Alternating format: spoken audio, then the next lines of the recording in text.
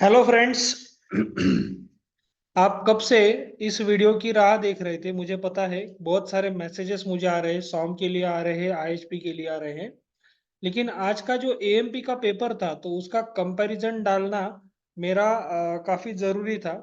तो ये कंपैरिजन और क्या हुआ था, एक पहले मैं 2 दिन का बताना चाहता हूँ कि 2 दिन से मेरा मोबाइल थोड़ा खराब हो गया।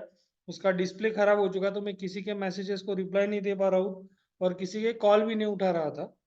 तो अभी वो प्रॉब्लम सॉल्व हो चुका है, तो अभी मैं सबको पीडीएफ भी भेज दूंगा और सबको मैं अटेंड भी कर पाऊंगा। सो सॉरी फॉर दैट कि मैं आप सबको अटेंड नहीं कर पा रहा था। दूसरा कोई इशू नहीं था उसके अंदर। तो आज के पेपर का हम कंपैरिजन देख लेते हैं। जैसे मैंने पहले आपको कहा था कि जो इम्पोर्टेंट गेसिंग क्वेश्चन पेपर मैंने दिया है तो उसमें से आपको 50 to 60 मार्क्स का आएगा ही आएगा। और बाद में जो इम्पोर्टेंट क्वेश्चन डाले थे उसमें से भी आएगा। देखो, हम मैं यहाँ से पूरा एमएसबीटी का पेपर नहीं दे सकता। 70 आउट ऑफ 70 मार्क्स का मैं आपको नहीं दे सकता। अगर लक अच्छा है, अगर हमारा गेसिंग परफेक्ट बैठ जाता है तो पूरा पेपर भी आ जाता है। लेकिन आपको एक ही पीडीएफ ऐसा मिलता है कि उस पीडीएफ में से आप स्टडी करते हो तो मिनिमम 50 और 50 के ऊपर ही आपको उस पीडीएफ में से आ जाता है। तो दूसरा स्टडी करने की आपको जरूरत नहीं थी। और मैं हर बार की तरह बताता हूँ कि ये जो पीडीएफ होता है ये आप प्रैक्टिस के तौर पे आप यूज कीजिए। अगर मैं कहूंगा कि बस आप इसको ही स्टडी कीजिए, ये थोड़ा सा रिस्क फैक्टर हो सकता है। इसीलिए मैं इसको हर बार बोलता हूँ कि आप बस इसको आपके प्रैक्टिस के तौर पे ही यूज कीजिए। तो आज हम देख लेते हैं कि सबसे पहला ये अपना एमएसबीटी का पेपर है जो आज आपके लिए आया था। तो एमएसबीटी का पहला वाला क्वेश्चन, ये सारे क्वेश्चन इसके अंदर आए थे। देखो, डायरेक्टली क्वेश्चन तो इसमें जो रहते हैं वो एज इट इज नहीं आए, लेकिन आपको कहीं ना कहीं इसके आंसर्स 100% मिलते हैं। अगर आपने देखा give the two application of EDM, तो मैं ईडीएम का आपको बताना चाहता हूँ कि 2 मार्क के क्वेश्चन के अंदर नहीं था। लेकिन आपने अगर नीचे गए, जो मैंने 4 मार्क के या 6 मार्क के क्वेश्चन दिए थे तो उसके अंदर एक स्पेशल टॉपिक दिया था ईडीएम का। वहां पे आप देख सकते हो। Just wait a second.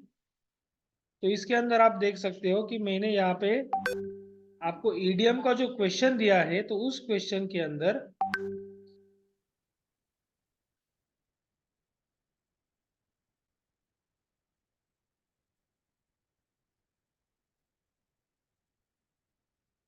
देखिए एप्लीकेशन ऑफ ईडीएम, तो मैंने यहाँ पे इसको रेड करके रखा। जो जो क्वेश्चन आए हैं तो वो सारे मैंने रेड करके रखे। तो यहाँ से आप एप्लीकेशन ऑफ ईडीएम लिख सकते हो। तो पहला वाला आया है any 4 types of milling cutters. तो मिलिंग कटर्स आपको भी दिए थे। मिलिंग के काफी सारे क्वेश्चंस मैंने यहाँ पे डाले थे, तो मिलिंग की कटर भी आपको मिल जाएंगे इसके अंदर। मिलिंग ऑपरेशंस के थे तो वो भी आए। Right any two advantages of A gear hobbing. अभी गियर हॉबिंग का कंपैरिजन दिया है मैंने, उस कंपैरिजन में से आप गियर हॉबिंग का पूरा एडवांटेजेस लिख सकते थे। List the various elements of CNC machine. CNC machine का कंपोनेंट्स मैंने दिया है, तो उस कंपोनेंट के अंदर आप सीएनसी मशीन के एलिमेंट्स लिख सकते हैं। एलिमेंट्स और कंपोनेंट्स दोनों सेम रहते हैं। Okay. Main function of CNC उसके अंदर ये सारे कंपोनेंट्स है, उसको ही एलिमेंट्स बोलते हैं। बाद में जी कोड एम कोड उसका भी क्वेश्चन दिया था। टूल लेंथ कॉम्पेंसेशन इसका भी क्वेश्चन आया था। What are the basic types of automation system, ये नहीं दे पाए थे, इसके नहीं आए। ओके। तो अभी देखते हैं क्वेश्चन नंबर 2। क्वेश्चन नंबर 2 के अंदर पहला वाला जो क्वेश्चन था, explain the working laser beam machine. तो ये वाले पीडीएफ में एलबीएम का क्वेश्चन मैंने नहीं डाला था। लेकिन बाद में जो मैंने मोस्ट आईएमपी 20 क्वेश्चंस डाले थे तो उसके अंदर मैंने एलबीएम का क्वेश्चन डाला था। बाद में आप देख सकते हैं draw state the different billing operations and draw net sketch of anyone. तो बिलिंग ऑपरेशन एक था।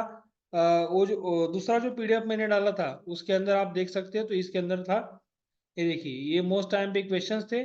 उसके अंदर भी आप अप मिलिंग डाउन मिलिंग का कोई सा भी एक आप लिख सकते हैं, तो डिफरेंट टाइप, और उसके अंदर ड्रॉ एनी, तो इसके अंदर आप लिख सकते हो।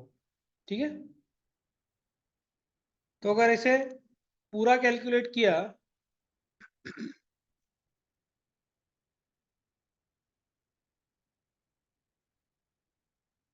जी code M code, differentiate between gear hobbing process and gear shaping process, तो वो डिफरेंशिएट भी दिया था। लेकिन यहाँ पे गियर शेपिंग की जगह पे शायद दूसरा दिया था, अप मिलिंग डाउन मिलिंग। तो मैं पहले से आपको दिखा देता हूँ कि कौन से क्वेश्चंस इसके अंदर आए थे। तो ये जो रेड पार्ट मैंने किया है तो वो सारे रेड पार्ट इसके अंदर आए हैं, और कहीं ना कहीं पे अगर कोई मैचिंग क्वेश्चन है तो उसको मैंने कलरिंग थोड़ा सा अलग से किया है।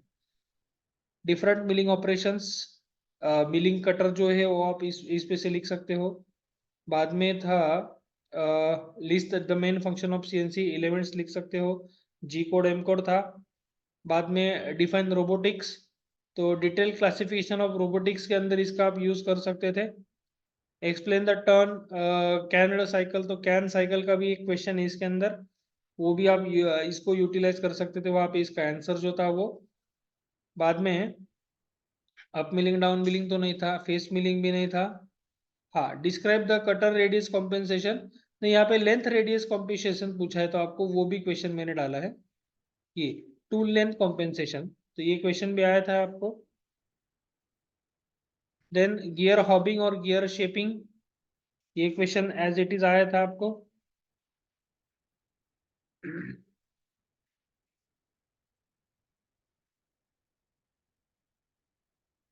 Describe the fix and programmable automation, तो इसके अंदर शायद प्रोग्रामेबल ऑटोमेशन आया था आपको, 4 मार्क के लिए। Work holding devices used in CNC, और ये सीएनसी प्रोग्रामिंग आप देख सकते हो। गेसिंग में भी डाला तो ए भी एज इट इज आया है आपको, और ए भी एज इट इज ही था, थोड़े से वैल्यूज इसके चेंज थे, आप उसको प्रोग्रामिंग इसका सेम हो सकता था। और ग्रुप टेक्नोलॉजी पे एक इम्पोर्टेंट टॉपिक है, लेकिन ग्रुप टेक्नोलॉजी पे कोई क्वेश्चन नहीं दिया। ये काफी बड़ी बात हो गई इसके अंदर, क्योंकि ग्रुप टेक्नोलॉजी के ऊपर क्वेश्चन आना ही चाहिए था। ये पीएएम प्लाज्मा आर्क मैन्युफैक्चरिंग जो था, तो ये क्वेश्चन भी आपको आया था, मशीनिंग, तो ये क्वेश्चन भी हमने यहाँ पे दिया था। प्लाज्मा आर्क यहाँ पे शायद नेक्स्ट वाले क्वेश्चन में था। यस, दिस इज 6 मार्क के लिए आया था प्लाज्मा आर्क। तो अगर टोटल क्वेश्चंस मैंने काउंट किए तो टोटल मार्क का अगर मैंने कैलकुलेशन किया तो ये करीबन आपको 54 मार्क का इसके अंदर से आया था। Internal mechanism of universal dividing head and level the part, ये भी क्वेश्चन है, मैं दिखा देता हूँ आपको।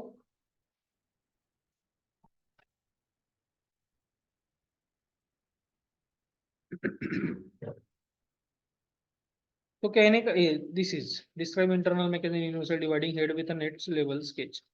कहने का मतलब यही है कि जो गेसिंग हमारे टीचर्स ने किया था, जो गेसिंग हमारे प्रोफेसर लोगों ने किया था, तो वो सारा गेसिंग पूरा के पूरा तो नहीं आया, लेकिन इतना आया कि कंफर्टेबली आप पेपर 50 मार्क के ऊपर लिख सकते थे, 55 मार्क्स तक आप लिख सकते थे इसमें से। और आपके खुद के पढ़ाई का 10-15 मार्क का भी अगर आपने लिखा था तो भी आप 70 मार्क्स का पेपर अटेम्प्ट कर सकते थे, क्योंकि सारे क्वेश्चंस आप देख सकते हो कि एज इट इज क्वेश्चन आए थे। कंपाउंडिंग इंडेक्सिंग यहाँ पे 69 का हमने दिया था, शायद ये इसमें 61 का आया है, कंपाउंडिंग 51 का है, सॉरी 51 का भी क्वेश्चन था, 51 का निकाल के हमने 69 का डाला था। Net sketch pinion cutter shaping process, तो ये कौन सा भी वन एक पूछा था शेपिंग प्रोसेस का, वो भी आप इसमें लिख सकते थे, लेकिन मैंने इसको कलरिंग नहीं किया है। तो ये पूरा जो गेसिंग है मेरा, ये पूरे गेसिंग में से आपको जो क्वेश्चन पेपर आए तो आप अच्छे से चेक कीजिए, तो पूरा इसमें से 54 मार्क का इसमें से आया है। जो मैंने पहले क्लेम किया था 50 to 60 मार्क का है, तो 54 मार्क का इसके अंदर से आया है। So thank you very much. ऐसे वीडियोस को लाइक कीजिए, शेयर कीजिए। अगला वाला पेपर है डिजाइन का पेपर, तो डिजाइन का जल्द से जल्द मैंने वीडियो डाला है ऑलरेडी, तो उसके भी मोस्ट IMP 20 क्वेश्चंस का एक वीडियो मैं आपके लिए लाने वाला हूँ, उसके आंसर भी मैं आपके लिए लाने वाला हूँ। तो 1-2 दिन या आज या कल में ही उसका वीडियो प्रिपेयर हो सकता है। So thank you very much for watching my videos. Please like कीजिए, शेयर कीजिए और सब्सक्राइब कीजिए।